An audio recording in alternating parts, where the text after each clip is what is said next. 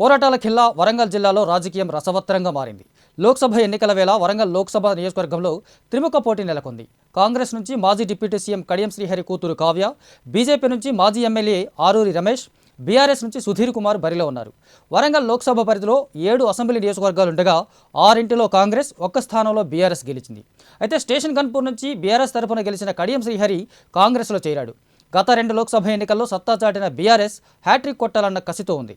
అటు 1984లో హనుమకొండలో MP seat గెలిచిన BJP 40 ఏళ్ల తర్వాత మరోసారి గట్టి పోటీ ఇస్తోంది. కడియం కావ్య ముందుగా బీఆర్ఎస్లో ఎంపీ టికెట్ తెచ్చుకొని ఆ తర్వాత ఆ పార్టీకి రాజీనామా చేసి కాంగ్రెస్లో చేరారు. కాంగ్రెస్ ఎంపీ అభ్యర్థిగా పోటీలో ఉన్నారు. కాంగ్రెస్, బీజేపీ అభ్యర్థులు కూడా బీఆర్ఎస్ నుంచి ఆయా పార్టీలోకి వెళ్లిన వాళ్ళే కావడంతో ఇక్కడ పోరు ఆసక్తికరంగా మారింది. మరి ఇక్కడ సినారియో ఎలా ఉంది? వరంగల్ జిల్లాలో రాజకీయం ఎలా ఉంది? బీఆర్ఎస్, బీజేపీ, కాంగ్రెస్ పార్టీల మధ్య ఉన్నటువంటి త్రిముఖ పోటీలో ఎవరి బలాబలాలు ఎలా ఉన్నాయి? ఎవరి పొలిటికల్ స్ట్రాటజీ ఎలా ఉంది? ఎవరి ప్రచారంలో ఉధృతంగా ఉన్నారు? ఎవరికి వాళ్ళ అంచనాలు వేసుకున్నట్లుగా ప్రజలు లేదా ఇతర నాయకులు కలిసి వస్తున్నారు? ఎవరి స్థాయిలో, ఎవరి స్థానంలో ఎవరు బలంగా ఉన్నారు అనేది ప్రస్తుతం మా రిపోర్టర్స్ వరంగల్ నుంచి మా రిపోర్టర్ ప్రశాంత్ ఉన్నాడు. ఆయన అడిగి తెలుసుకుందాం. ప్రశాంత్, చెప్పండి, వరంగల్కి సంబంధించినటువంటి త్రిముఖ పోటీ ఉంది. అక్కడ బీఆర్ఎస్ నుంచి టికెట్ తెచ్చుకున్నటువంటి కావ్య చివరి నిమిషంలో బీఆర్ఎస్కి రిజైన్ చేసి కాంగ్రెస్లో చేరడం కొంత రాజకీయంగా ఆసక్తిగా మారినప్పటికీ అక్కడ కాంగ్రెస్ ఇప్పుడు ప్రస్తుతం అధికారంలో ఉండడం అనేది ఒక పెద్ద ప్లస్ పాయింట్ అవుతుంది. ఆ కాంగ్రెస్ నుంచి ఎంపీ టికెట్ ఈజీగా గెలవచ్చు అన్నటువంటి ప్రయత్నాల్లో కడియం శ్రీహరి వేసినటువంటి రాజకీయ ఎత్తుగడలో భాగంగా బీఆర్ఎస్కు షాక్ తగిలింది. అక్కడ నుంచి బీఆర్ఎస్ మరొక అభ్యర్థిని వెతుక్కొని ఉద్యమకాలం నుంచి ఉన్నటువంటి మరొక అభ్యర్థి ఎవరైతే ఉన్నారో మనకు సుధీర్ కుమార్, ఆయన ఉద్యమకాలం నుంచి, తెలంగాణ ఉద్యమకాలం నుంచి ఉన్నారు. ప్రస్తుతం హనుమకొండ జిల్లా పరిషత్ చైర్మన్గా కూడా ఉన్నారు. ఆయన బీఆర్ఎస్ పార్టీ నుంచి ఉన్నారు. ఇక బీజేపీకి సంబంధించి చాలా డోలాయమానంగా ఉండే మొన్నటిదాకా బీఆర్ఎస్ నుంచి ఎమ్మెల్యేగా వర్ధనపేట నుంచి 2 సార్లు ఎమ్మెల్యే గెలిచినటువంటి ఆరూరి రమేష్ బీఆర్ఎస్లో ఉంటాడా, బీజేపీలోకి వెళ్తాడా, బీఆర్ఎస్లో ఉంటాడా అన్నట్టు ఒక రకమైనటువంటి రాజకీయ పరిస్థితిలో ఒక కన్ఫ్యూజింగ్ ధోరణి తర్వాత ఫైనల్గా ఆయన బీజేపీ నుంచి ఎంపీగా బరిలో నిలుస్తున్నారు. మరి ఈ ముగ్గురికి సంబంధించినటువంటి బలాలేంటి? వాళ్ళ గెలుపు ఓటములకు సంబంధించినటువంటి విశ్లేషణలు అక్కడ నుంచి ఎలా ఉన్నాయి? ప్రజల నుంచి వస్తున్నటువంటి స్పందన లేదా క్షేత్రస్థాయిలో అక్కడ ఎలాంటి సిచ్యువేషన్స్ ఉన్నాయి? ప్రశాంత్.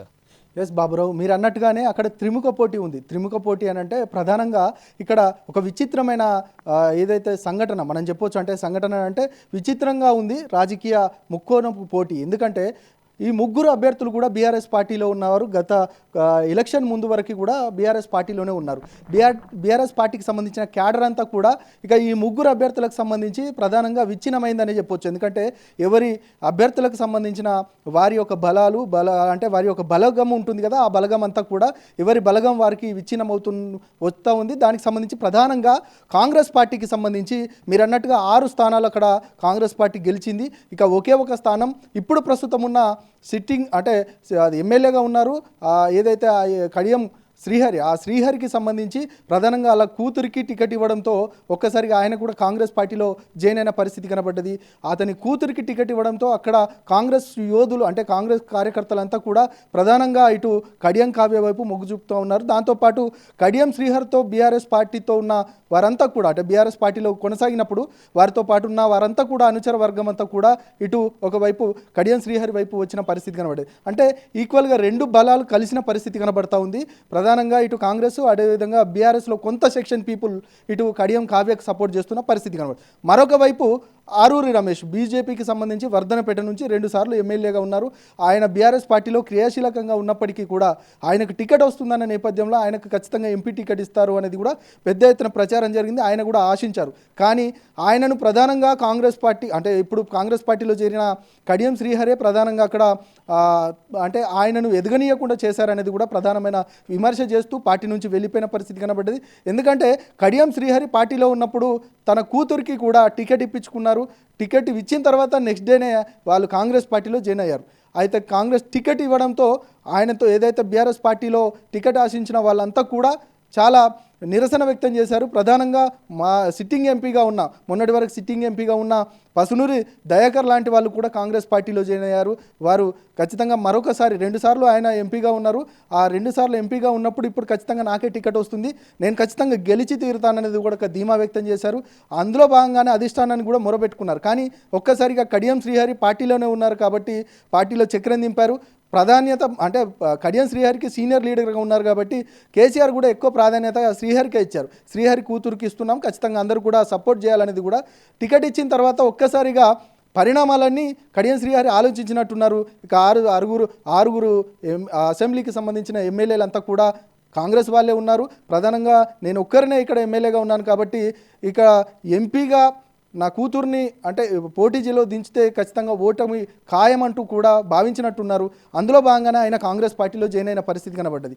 ఇక ఆయన కూడా ఏదైతే పసునూరి దయాకర్ని అణిచివేశారనేది కూడా ఆయన కూడా విమర్శ చేశారు. అందుకే బీఆర్ఎస్ పార్టీ నుంచి నేను వీడిపోతా ఉన్నాను, ప్రధానంగా కాంగ్రెస్ పార్టీలో జాయిన్ అయ్యానది కూడా ఆయన చెప్పిన పరిస్థితి. మొత్తానికైతే కడియం శ్రీహరి ఇటు ఆరూరు రమేష్ అదేవిధంగా దయాకర్ని ప్రధానంగా బీఆర్ఎస్ పార్టీలోనే ఉంటూ వారిని అణిచివేశారనేది కూడా ప్రధానమైన విమర్శ ఆరోపణలు ఉన్నాయి.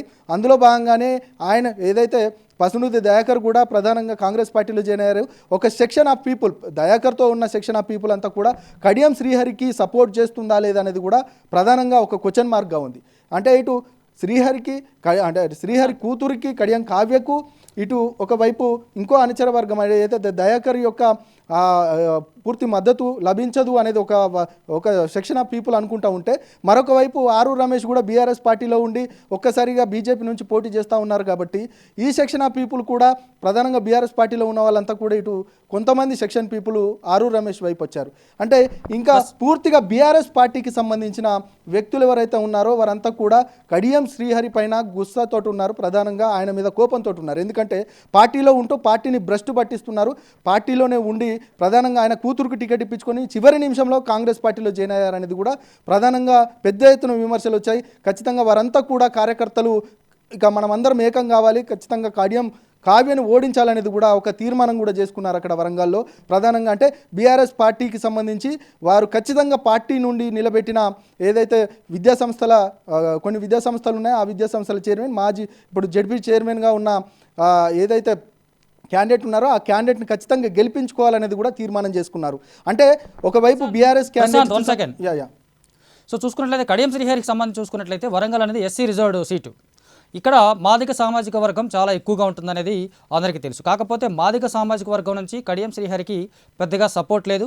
మందకృష్ణ మాదిగ కూడా చాలా బాహాటంగా మీటింగ్స్ పెట్టి మరి ఆయన ఓపెన్గానే విమర్శిస్తూ ఉన్నారు. అలాగే మాదిగ సామాజిక వర్గం నుంచి చివరి నిమిషంలో ఫస్ట్ డిప్యూటీ సీఎం రాజయ్యకి సీట్ వస్తుందని భావించిన బీఆర్ఎస్ నుంచి అక్కడి నుంచి ఆయన కూడా సీట్ రాలేదు.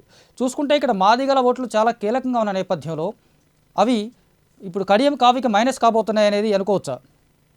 ఇంకా ఏదైతే మీరు అన్నట్టుగానే అక్కడ మాదిగ అంటే తెలంగాణ మొత్తంలో మాదిగ సామాజిక వర్గం ఎక్కువనే ఉంటుంది.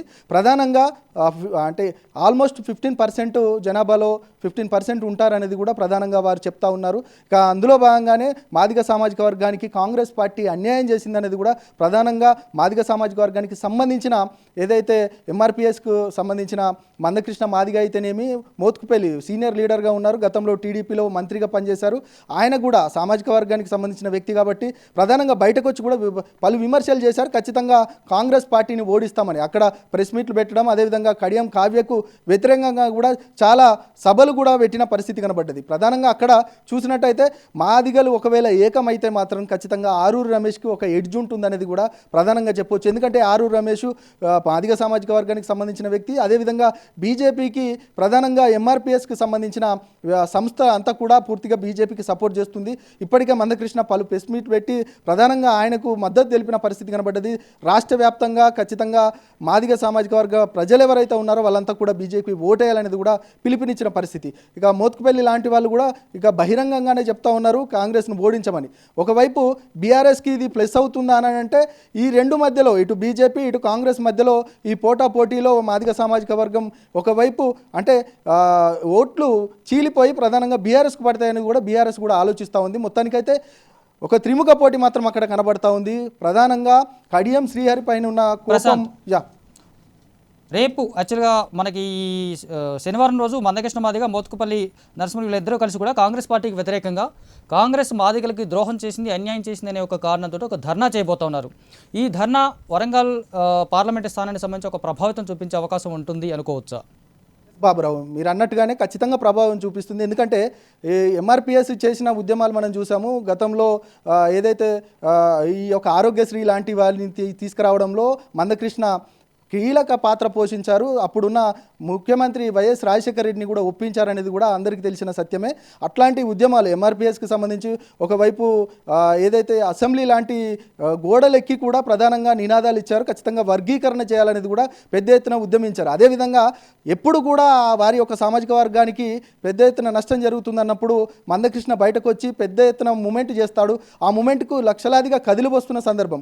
కానీ ఈ తెలంగాణ వ్యాప్తంగా ప్రధానంగా మాదిగలంతా ఒకే వైపు ఒకే తాటిపైన ఉన్నారా అని అంటే మాత్రం ఒక సందేహించాల్సిన విషయం. మొత్తానికి ఆయన ఒక ఇండికేషన్ మాత్రం ఇవ్వబోతున్నారు. ఏంటంటే ఖచ్చితంగా కాంగ్రెస్ పార్టీకి సంబంధించిన వారు ఎవరు కూడా ఒక్క సీటు కూడా కేటాయించలేరు కాబట్టి కాంగ్రెస్ను ఓడించండి ప్రధానంగా అంటూనే ఇటు బీజేపీకి ఓటేయండి అంటూ కూడా చెప్పగానే చెప్తున్నారు. మొత్తానికైతే బీజేపీకి ప్లస్ కాబోతుంది మాదిగ సామాజిక వర్గం నుండి. ఒకవేళ బీజేపీకి ఒకవేళ అదే ఎస్సీకి సంబంధించిన మాదిగ సామాజిక వర్గం బీజేపీకి కూడా ఓటేసే పరిస్థితి లేకపోతే మాత్రం ఆ ఓట్ బ్యాంక్ అంతా కూడా బీఆర్ఎస్కు షిఫ్ట్ అయ్యే అవకాశం మాత్రం ప్రధానంగా ఉందని చెప్పొచ్చు. నిజానికి ఇప్పుడు బీజేపీ గవర్నమెంట్కి ఆయన బీజేపీకి ఓటేయమని మందకృష్ణ చెప్తున్నప్పటికీ కూడా దేశవ్యాప్తంగా బీజేపీ వస్తే ఎస్సీ ఎస్టీ రిజర్వేషన్లు రద్దు అవుతాయి, ఎస్సీ ఎస్టీలకు సంబంధించి చాలా సమస్యలు వస్తాయని చెప్పేసి పెద్ద ఎత్తున వాదన జరుగుతుంది. దీనికి సంబంధించి సీఎంతో సహా ఇతర రాష్ట్రాల నుంచి చాలామంది పెద్ద ఎత్తున బీజేపీని కార్నర్ చేస్తూ ఉన్నారు. అట్లా కార్నర్ చేయడం అనేది ఖచ్చితంగా మందకృష్ణ మాదిగ చెప్తున్నట్టుగా ఆయన మాటలు విని ఆ సామాజిక వర్గం ఆరూరు రమేష్కు ఓటేసే అవకాశాలు ఉండొచ్చా ఉండకపోవచ్చా? ఎస్ బాబురావు, మీరు అన్నట్టుగానే అంటే ఏదైతే ఇప్పుడు మాదిగ సామాజిక వర్గానికి సంబంధించి బీజేపీకి ఓటేయండి అంటూ కూడా వాళ్ళ వర్గీకరణ అంశాన్ని తెర మీదకి తీసుకొచ్చి వర్గీకరణకు బీజేపీ కట్టుబడి ఉంది కాబట్టి మాదిగ సామాజిక వర్గం అంతా కూడా బీజేపీకి ఓటేయాలనేది కూడా మందకృష్ణ చెప్తున్నప్పటికీ కూడా ఇక ఒకవైపు ఒక దేశవ్యాప్తంగా ఒక విషయాన్ని మాత్రం తెర మీదకి తీసుకొచ్చింది కాంగ్రెస్ పార్టీ ప్రధానంగా బీజేపీని విమర్శిస్తూ ఉంది. ఇక అంటే బీజేపీ అధికారంలోకి వస్తే మాత్రం దేశవ్యాప్తంగా రాజ్యాంగాన్ని రద్దు చేస్తారు, రిజర్వేషన్లు అన్నింటినీ కూడా రద్దు చేస్తారనేది కూడా గతంలో నుంచి ఆర్ఎస్ఎస్కి సంబంధించిన వారంతా కూడా చెప్తా ఉన్నారు. దాంతోపాటు బీజేపీ నాయకులు కూడా బహిరంగంగానే వివిధ సభలలో చెప్పారనేది కూడా ఈ యొక్క విషయాన్ని ప్రజల వద్దకు తీసుకెళ్ళింది. ఇది దేశవ్యాప్తంగా కూడా అట్టుడుకుతూ ఉంది. ఈ విషయం పైన మోదీయే స్వయంగా చెప్తూ అన్నారు, నేను అంబేద్కర్ దిగి వచ్చినా కూడా ప్రధానంగా ఈ యొక్క రాజ్యాంగాన్ని మార్చను, రిజర్వేషన్లు తీసేయను అనేది కూడా మోదీ చెప్తున్న సందర్భంగా పడుతుంది. కానీ అంటే ప్రధానంగా కాంగ్రెస్ చేసిన ఒక విమర్శకు సంబంధించి దేశవ్యాప్తంగా అట్టుడుకడమే కాదు, ఇటు రాష్ట్ర వ్యాప్తంగా కూడా తెలంగాణ వ్యాప్తంగా కూడా మాదిగలపైన ఏ విధంగా ప్రభావం పడబోతుంది అనేది కూడా మనం చూడాలి. ఎందుకంటే ఒకవైపు వీళ్ళు వర్గీకరణ అంటున్నారు, మరొక వైపు రిజర్వేషన్లు తీసేస్తున్నారు. అసలు రిజర్వేషన్లే తీసేస్తే ఇక వర్గీకరణ ఎందుకులే అనే ఆ విషయాన్ని కూడా కాంగ్రెస్ బలంగా ప్రజల్లోకి తీసుకెళ్తుంది.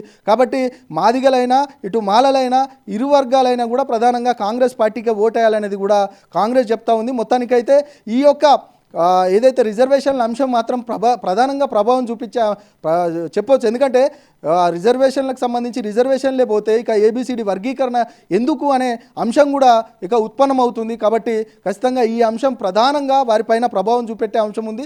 ఇక వరంగల్కి సంబంధించి అది కొంత చైతన్యవంతమైన జిల్లాగా చెప్పొచ్చు. గత ఎప్పటి నుండో మనం చూస్తూ ఉన్నాము, ఇక కాంట్రడిక్షన్ ఉంటుంది. మీరు అన్నట్టుగానే హన్మకొండలో బీజేపీకి సంబంధించి గత 40 ఏళ్లకు ముందు ఒక్కసారిగా బీజేపీ మాత్రం గెలిచింది. ఇక అప్పటి నుండి ప్రధానంగా ఇక కాంగ్రెస్ మొన్న ఏదైతే మనం చెప్పుకుంటాం అంటే కొంతమంది ఎస్సీసీఐ లాంటి వాళ్ళు ఇటు కమ్యూనిస్ట్ పార్టీ లాంటి వాళ్ళు కూడా అక్కడ గెలిచిన పరిస్థితి ఉంది. కాబట్టి కొంత అడ్వాంటేజ్ ఉంటుంది కాంగ్రెస్కు అని ఒకవైపు వీళ్ళు చెప్తా ఉన్నారు. మరొక వైపు బీజేపీకి కూడా ఆరూరు రమేష్ లాంటి వాళ్ళని నిలబెట్టి ఇప్పుడు ప్రస్తుతం ఉన్న ఏదైతే మాదిగ సామాజిక వర్గానికి అన్యాయం జరిగిందనే అంశాన్ని తెర మీదకి తీసుకొచ్చి ప్రధానంగా ఇక బీజేపీ మాత్రం గెలవడానికి మాత్రం ప్రధానంగా చూస్తూ ఉంది. చూద్దాం మరి ఏం జరగబోతుంది. ప్రధానంగా ఈ గెలుపోటములు విషయాన్ని పక్కన పెడితే ముక్కోన పోటీ మాత్రం ప్రధానంగా ఉంటుంది బాబురావు. వాస్తవానికి ఇక్కడ ముక్కోనపు పోటీ అనేది కంటే ముందు మనకి సుధీర్ కుమార్ సంబంధించి చూసుకున్నట్లయితే ఆయన మలిదశ తెలంగాణ ఉద్యమం నుంచి అక్కడ ఉన్నారు. ఎక్కువగా పదవులు ఆశించినప్పటికీ రాకపోయినా బీఆర్ఎస్ పార్టీని అడ్డుపెట్టుకున్నారు. ప్రస్తుతం హన్మకొండ జిల్లా పరిషత్ చైర్మన్గా ఉన్నారు. ఇప్పుడు మనం చెప్పుకున్నట్లుగా చూసుకున్నట్లయితే ఇటు కడియం కావ్యం మీద ఉన్నటువంటి వ్యతిరేకత కావచ్చు, ఇటు బీజేపీకి సంబంధించి అక్కడ ఉన్నటువంటి దళితుల్లో కానీ ఇతర వర్గాలు కానీ వస్తున్నటువంటి వ్యతిరేకత కావచ్చు, ఈ రెండు కనుక నెగటివ్ ఓటు బ్యాంక్ చీలిపోతే కనుక ఖచ్చితంగా సుధీర్ కుమార్కి ప్లస్ అవుతుంది అనుకోవచ్చా? లేక అట్ ద సేమ్ టైం మనకి ఇప్పుడు కేసీఆర్కి సంబంధించి ఒక 48 గంటల నిషేధం విధించడం ఒకటి, ఆయన పెట్టినటువంటి సభలకు వస్తున్నటువంటి జనాలు చూడడం ఒకటి చూస్తున్నట్లయితే ఒక రకంగా వరంగల్కి సంబంధించి కేసీఆర్ని కడియం శ్రీహరి మోసం చేశాడు, ఖచ్చితంగా అతనికి బుద్ధి చెప్పాలి, లేదా బీజేపీకి సంబంధించి ఇక్కడ అది ఎలాగో అక్కడ ఉన్న దళితులను మోసం చేయబోతుందనే ఒక కైండ్ ఆఫ్ ప్రచారం ఊపందుకొని ఒకవేళ బీఆర్ఎస్కి ఎడ్జ్ ఉండే అవకాశం ఉందా? బాబురావు, మీరు అన్నట్టుగానే ఇక ఒక తీర్మానం కూడా చేశారు. బీఆర్ఎస్ పార్టీకి సంబంధించిన నాయకులంతా కూడా ఖచ్చితంగా కేసీఆర్ను మోసం చేయడమే కాదు, బీఆర్ఎస్ పార్టీని ప్రధానంగా కడియం శ్రీహరి మోసం చేశారనేది కూడా ప్రధానంగా బలంగా తీసుకెళ్లే ప్రయత్నం మాత్రం బీఆర్ఎస్ నాయకులు చేస్తూ ఉన్నారు అక్కడ జరుగుతున్న విషయం పైన.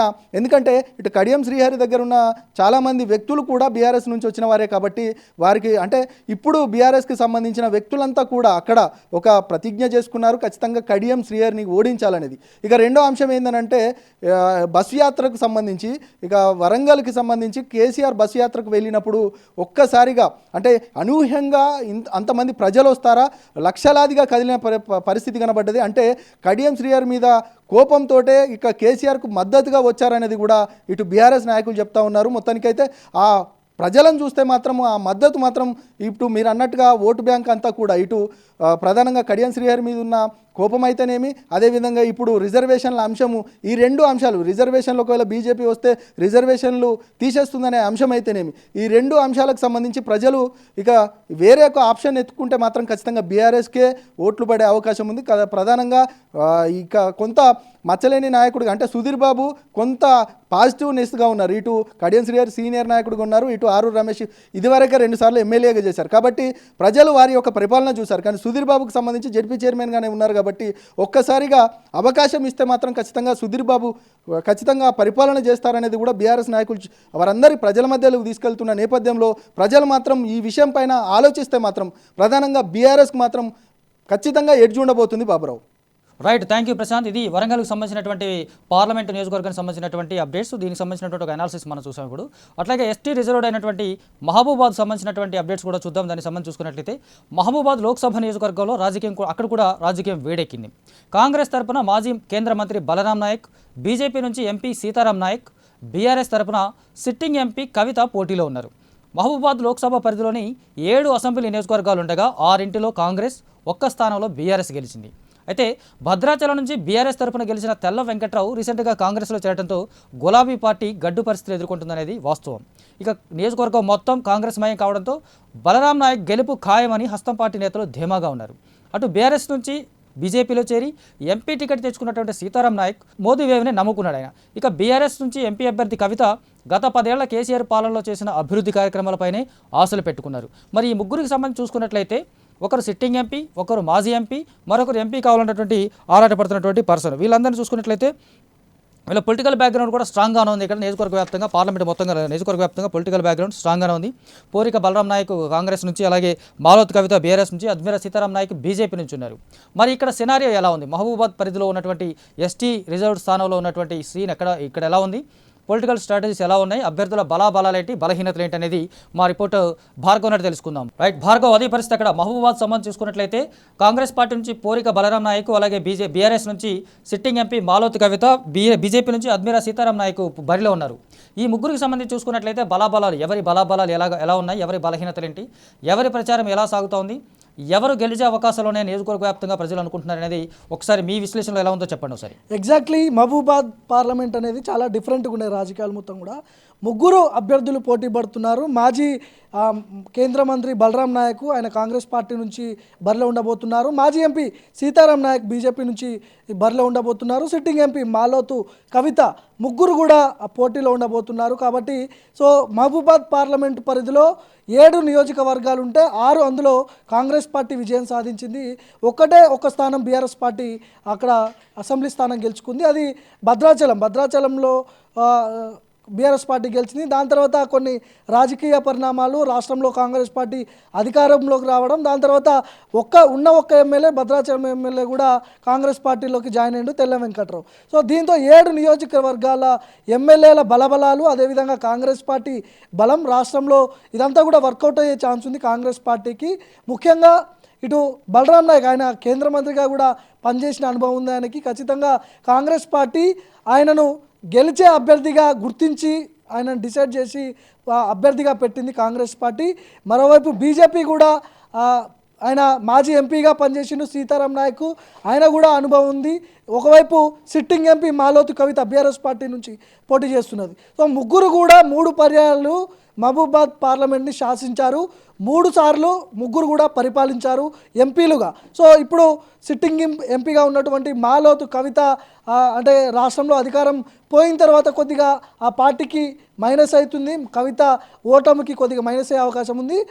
ఇటు బలరాం నాయక్ గెలుపు అవకాశాలు పెద్ద ఎత్తున ఉన్నాయనే చెప్పుకోవచ్చు. ఎందుకంటే ఒకవైపు రేవంత్ రెడ్డి చరిష్మా కావచ్చు, ఇటు రాష్ట్రంలో అధికారంలోకి రావడం, ఉమ్మడి మహబూబాద్ జిల్లా వ్యాప్తంగా కూడా అంటే ఉమ్మడి మహబూబాబాద్ పార్లమెంటు ఆ నియోజకవర్గాలన్నీ కూడా కాంగ్రెస్ పార్టీ అసెంబ్లీలు గెలుచుకోవడం, ఎమ్మెల్యేలు కూడా చాలా బలంగా ఉండడం, ఇది కూడా కొద్దిగా అడ్వాంటేజ్గా మారుతుంది. కాంగ్రెస్ పార్టీ అభ్యర్థి బలరాం నాయక్ పెద్ద ఎత్తున మెజార్టీతో గెలవబోతున్నాడని కూడా కాంగ్రెస్ పార్టీ నాయకులు ధీమా వ్యక్తం చేస్తున్నారు. ఇకపోతే బీజేపీ సీతారాం నాయక్ ఆయన మాజీ ఎంపీగా ఉన్నాడు. ఖచ్చితంగా ఆయన మోడీ చరిష్మా అంటే అసెంబ్లీ ఎన్నికలు వేరు, రాష్ట్ర ఎన్నికలు వేరు, అసెంబ్లీ ఎన్నికలు వేరు, పార్లమెంట్ ఎన్నికలు వేరు. ఖచ్చితంగా పార్లమెంట్ ఎన్నికలు మోడీ ఫేస్ చూసి ఓటేసే అవకాశం ఉంటుంది పబ్లిక్. ఖచ్చితంగా నేను గెలవబోతున్నాను కూడా ఆయన కూడా ధీమా వ్యక్తం చేస్తున్నారు. మాజీ ఎంపీగా పనిచేసిన నేపథ్యం ఉన్నదే, అనుభవం ఉంది ఈయనకి కూడా కాబట్టి ఈయనను బరిలోకి దింపింది బీజేపీ. ఖచ్చితంగా గెలుస్తా అని కూడా ధీమా వ్యక్తం చేస్తున్నాడు. ఇటు కాంగ్రెస్ పార్టీ అభ్యర్థి బలరాం నాయక్ కూడా ఖచ్చితంగా అధికారంలో ఉన్నది మేమే, గెలబోయేది మేము కూడా మెజారిటీ సీట్లు కూడా సాధించుకుంటామని కూడా ఒకవైపు అధికార పార్టీ నాయకులు చెప్తున్నారు. మాలోతి కవిత కొద్దిగా ఇక్కడ మహబూబాద్ చూసుకున్నట్లయితే మనకి డోర్నకల్, మహబూబాద్, నర్సంపేట సంబంధించి గిరిజనుల కోణంలో చూసుకుంటే మనకు లంబాడాలు ఎక్కువగా కనిపిస్తారు. అలాగే ములుగు, పెనపాక, ఇల్లందు, భద్రాచలం లాంటి ప్రాంతాల్లో కోయలు అంటే ఆదివాసీ గిరిజనులు, మైదాన ప్రాంత గిరిజనులు అనేటువంటి ఒక ఇష్యూ చాలా కాలంగా నడుస్తుంది. గత 5 ఏళ్లలో చాలా ఎక్కువ చూసాం మనం. అటు రిజర్వేషన్లకు సంబంధించి కానీ ఇంకా ఇతరత్ర విషయాలకు సంబంధించి కానీ మైదాన ప్రాంత గిరిజనులు మమ్మల్ని దోచుకుంటున్నారు అని చెప్పేసి ఆదివాసీ గిరిజనులు కొంత పోరాటాలు చేస్తూ ఉన్నారు, నిరసనలు వ్యక్తం చేస్తూ ఉన్నారు. అటు రిజర్వేషన్లో ఉన్నటువంటి ప్రమోషన్కి సంబంధించి కూడా ఒక ఇష్యూ నడుస్తుంది దీనికి సంబంధించి. అయితే ఈ ముగ్గురు అభ్యర్థులు లంబాడా అంటే మైదాన ప్రాంత గిరిజనులే కావడంతో ఈ ఆదివాసీ గిరిజనులు వీళ్ళ మీద కొంత నిరసన వ్యక్తం చేసే అవకాశం ఉంది. ఎవరికి పెద్దగా మెజారిటీ రాదు, ఓటింగ్ శాతం చాలా తగ్గే అవకాశాలు ఉన్నాయి మహబూబాద్ నుంచి అనేది ఒక వాదన ఉంది. దానికి మనం ఏం చెప్పొచ్చు? దానికి మహబూబాద్ ఎస్టీ రిజర్వ్డ్ స్థానం ఇది. ఖచ్చితంగా ఇక్కడ ఉన్నటువంటి ప్రజలు గోండ్లు కావచ్చు, ఆదివాసీలు కావచ్చు, లంబాడా గిరిజన దానికి సంబంధించిన ప్రజలందరూ కూడా ఉన్నారు. ఖచ్చితంగా అభ్యర్థి ఎవరైనప్పటికీ ఇక్కడ పార్టీలు బలంగా ఉంటే పార్టీలో ఉన్నటువంటి అభ్యర్థి గెలిచే అవకాశం ఎక్కువగా ఉంటుంది. ముఖ్యంగా ఆయన బలరాం నాయక్ మాజీ మంత్రిగా పనిచేసిండు, ఖచ్చితంగా ఆయన ప్రాతినిధ్యం వహించిండు గతంలో కూడా.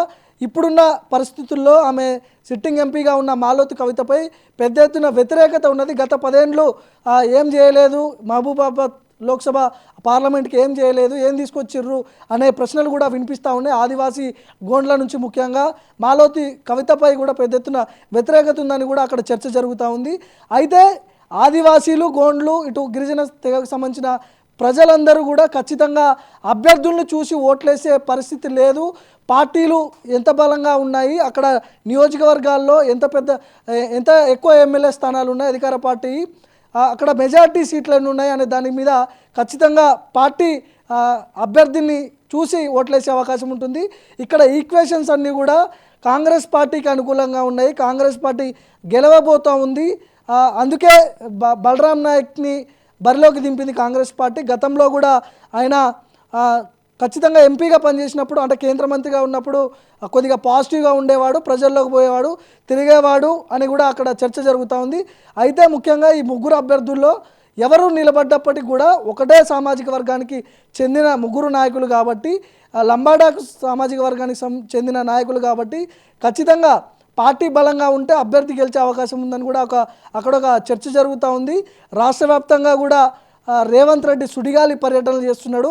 మహబూబాబాద్లో కూడా ఆయన పర్యటించే అవకాశం ఉంటుంది కాబట్టి ఖచ్చితంగా రేవంత్ రెడ్డి అక్కడ ఒకవేళ వెళ్ళి ప్రచారం చేసిన తర్వాత అక్కడ ఉన్నటువంటి ఈక్వేషన్స్ అన్నీ కూడా చేంజ్ అయిపోతే ఒక్కసారిగా కాంగ్రెస్ పార్టీకి అక్కడ ఆదరణ పెరుగుతుందనే అవకాశాలు అంటే ఆదరణ పెరుగుతుందనే చర్చ మొదలైంది. ఒక్కసారి రేవంత్ రెడ్డి అక్కడ అడుగుపెట్టి తన మాస్ స్పీచ్తో అక్కడ ఉన్నటువంటి ప్రజలకు పెద్ద ఎత్తున హామీలు ఇచ్చి అక్కడ అభ్యర్థిని గెలిపించుకునే దిశగా రేవంత్ రెడ్డి వ్యూహం రచిస్తున్నాడని కూడా ఒక చర్చ జరుగుతూ ఉంది.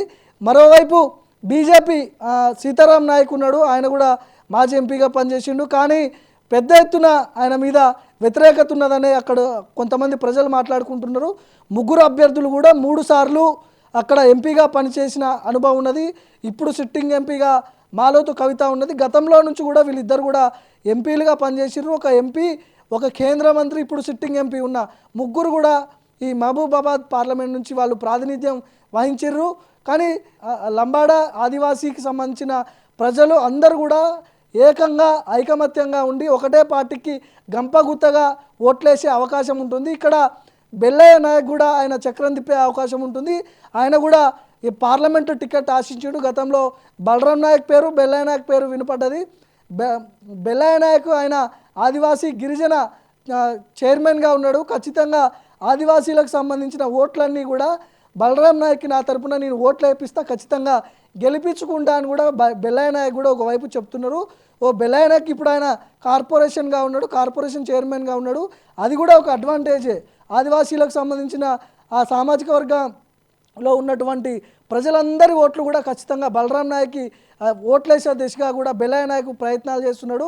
పరోక్షంగా అక్కడ బెల్లయ్య నాయక్ వెనకాల ఉండి చక్రం తిప్పుతున్నాడు. ఖచ్చితంగా కాంగ్రెస్ పార్టీ కూడా అధికారంలో ఉంది. మరోవైపు రేవంత్ రెడ్డి కూడా అక్కడ ప్రచారం చేయబోతున్నాడు. ఇవన్నీ వర్కౌట్ అవుతాయి కాబట్టి ఖచ్చితంగా బలరాం నాయక్కి ఎడ్జ్ అయ్యే అవకాశం ఉంది. ఓట్లన్నీ కూడా గంపగుత్తాగా ఇటే పడే అవకాశం ఉంది బాబురావు. రైట్. బీఆర్ఎస్ సంబంధించి చూసుకున్నట్లయితే మాలోత్ కవిత ఈ 10 ఏళ్ల పరిపాలన, కేసీఆర్ పరిపాలన చేసినటువంటి అభివృద్ధిని గురించి బాగా మాట్లాడుతున్నారు.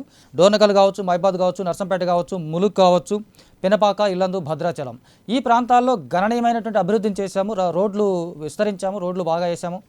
దాంతోపాటు ప్రత్యేక పంచాయతీలు అంటే లంబాడి తండాలకు ప్రత్యేక పంచాయతీలు చేశామని చెప్పేసి ఒక కీలకమైనటువంటి అంశాలని వీళ్ళు ప్రచారంలో ప్రస్తావిస్తున్నారు. అవేవి అక్కడ వర్కౌట్ అయ్యే అవకాశాలు లేవా బీఆర్ఎస్కి? ఎగ్జాక్ట్లీ. ఎందుకంటే అక్కడ గత 10 ఏళ్లలో కేసీఆర్పై ఉన్న వ్యతిరేకతతోనే రాష్ట్రంలో కేసీఆర్ అంటే తెలంగాణలో ఉన్నటువంటి ప్రాంతీయ పార్టీ బీఆర్ఎస్ పార్టీని మట్టుబెట్టారు తెలంగాణ రాష్ట్ర ప్రజలు. ఇప్పుడున్నటువంటి పరిస్థితుల్లో ఖచ్చితంగా బీఆర్ఎస్ పార్టీకి ఎక్కడ కూడా టైట్ సిచ్యువేషన్ వచ్చి గెలిచే అవకాశం లేదని కూడా పొలిటికల్ సర్కిల్లో జరుగుతున్నటువంటి చర్చ. అందులో భాగంగానే మాలోతు కవిత అంటే ఆమెపై వ్యతిరేకత లేనప్పటికీ బీఆర్ఎస్ పార్టీపై రాష్ట్ర వ్యాప్తంగా వ్యతిరేకత ఉంది. అదొక్కటి సరిపోతుంది. సో ఆ దిశగా కాంగ్రెస్ పార్టీ ప్రయత్నాలు చేస్తూ ఉన్నది. ఆల్రెడీ పార్టీ లేదు అంటే ఉన్న పార్టీ అధికారం కోల్పోయింది బీఆర్ఎస్ పార్టీ. ఇప్పుడు ఢిల్లీలో లేదు, గల్లీలో లేదు, ఓటేసినా కూడా వృధా అయిపోతుందనే ప్రచారాన్ని కాంగ్రెస్ పార్టీ పెద్ద ఎత్తున ప్రచారం చేస్తున్నది. మాలోతు కవితకి ఒకవేళ ఓటేస్తే కేంద్రంలో అధికారంలోకి వచ్చేది లేదు, రాష్ట్రంలో మళ్ళీ కేసీఆర్ ముఖ్యమంత్రి అయ్యేది లేదు. కాబట్టి ఓటు వృధా చేసుకోకుండా ఖచ్చితంగా మీరు ఈ ప్రధాన పార్టీలు అంటే కాంగ్రెస్ పార్టీ లేదా బీజేపీ కావచ్చు, 2 పార్టీలో ఉన్న నాయకులందరూ కూడా వాళ్ళు ఇట్లాంటి ప్రచారాలు చేస్తున్నారు. కాబట్టి మాలోతు కవిత అభివృద్ధి చేసిన అని చెప్పినప్పటికి కూడా అక్కడ ఉన్నటువంటి సిచ్యువేషన్స్ పబ్లిక్ మోడు ఖచ్చితంగా వాళ్ళు కాంగ్రెస్ పార్టీ లేదా బీజేపీ పార్టీ అంటే కాంగ్రెస్ వర్సెస్ బీజేపీ అనే డైనమాలోకి ప్రజలందరూ కూడా వెళ్ళిపోయారు. బీఆర్ఎస్ పార్టీకి ఓట్లు వచ్చే పరిస్థితి లేదని కూడా రాజకీయ విశ్లేషకుల్లో కూడా జరుగుతున్నటువంటి ఒక చర్చ. సిట్టింగ్ ఎంపీగా ఉన్నప్పటికీ కూడా ఉన్న ఓటర్లన్నీ కూడా బీజేపీకి డైవర్ట్ అయ్యే అవకాశాలు ఉన్నాయి. మాలోతు కవిత క్యాడర్ మొత్తం కూడా బీజేపీకి డైవర్ట్ అవుతుంది, ఆ ఓట్లన్నీ కూడా బీజేపీకి డైవర్ట్ అవుతున్నాయనే ఒక చర్చ కూడా జరుగుతూ ఉంది. కాంగ్రెస్ వర్సెస్ బీజేపీగా అక్కడ పోటీ ఉండబోతూ ఉంది. ఖచ్చితంగా 2 పార్టీల మధ్యనే పోటీ ఉండదు. మాలోతు కవిత ఆమె గతంలో 1,40,000 ఓట్ల మెజార్టీతో ఆమె గెలుపొందింది. ఇప్పుడు ఉన్న పరిస్థితుల్లో రాష్ట్రంలో అధికారంలో లేదు కాబట్టి ఖచ్చితంగా పెద్ద ఎత్తున డిపాజిట్లు కోల్పోయే అవకాశం ఉందని కూడా చర్చ జరుగుతుంది Baburao. Right. Thank you Bhargav. ఇది మహబూబాబాద్ పార్లమెంట్ నియోజకవర్గానికి సంబంధించినటువంటి అప్డేట్స్. అంటే అక్కడ ఉన్నటువంటి సిచ్యువేషన్ చూసుకున్నట్లయితే కనుక ఇప్పుడు ఓవరాల్గా వరంగల్ కానీ ఇటు మహబూబాబాద్ కానీ చూసుకున్నట్లయితే అధికారంలో ఉన్నది కాబట్టి, రాష్ట్రంలో అధికారంలో ఉన్నది కాబట్టి కాంగ్రెస్ కొంత ఎడ్జ్ ఉందనే అవకాశం ఒకటి, ప్రభావితమయ్యే అవకాశం ఒకటి కనిపిస్తోంది. బీజేపీకి సంబంధించి రిజర్వేషన్ అంశం, ఎస్టీ ఎస్సీ రిజర్వ్ స్థానాలు కావడం వల్ల బీజేపీకి సంబంధించి రిజర్వేషన్ అంశం కూడా ఒక కీలకం కాబోతోంది. ఇటుక బీఆర్ఎస్ చూసుకున్నట్లయితే ఇక్కడ అధికారంలో లేదు, ఒకవేళ వీళ్ళకి ఓట్లు వేసినా కేంద్ర స్థాయిలో వీళ్ళు చేయగలిగేటువంటి ప్రభావితమైనటువంటి పెద్దగా కనిపించట్లేదనే ఒక నైరాశ్యం అటు ఓటర్లోని బీజేపీ శ్రేణుల్లో కూడా కనిపిస్తుంది. అనుకున్నప్పటికీ కూడా కేసీఆర్ చేసినటువంటి అభివృద్ధి పట్ల వాళ్ళు నమ్మకంగా ఉన్నారు, ఆ అభివృద్ధి గెలిపిస్తుందని చెప్పేసి కాన్ఫిడెంట్గా ఉన్నారు. మరి గత పాలనలో చేసినటువంటి అభివృద్ధి ఇప్పుడు అధికారంలో ఉన్నటువంటి కాంగ్రెస్ పార్టీయా, లేదా రిజర్వేషన్లు కాదు కూడదని చెప్పుకుంటే కేవలం మోదీ వేవ్ను నమ్ముకొని మోదీ వేవ్ నమ్ముకున్నటువంటి బీజేపీ అధికారంలోకి వస్తుందనేది వేచి చూద్దాం. ఇది వరంగల్ మహబూబాబాద్ పార్లమెంట్ నియోజకవర్గాలకు సంబంధించినటువంటి విశ్లేషణ.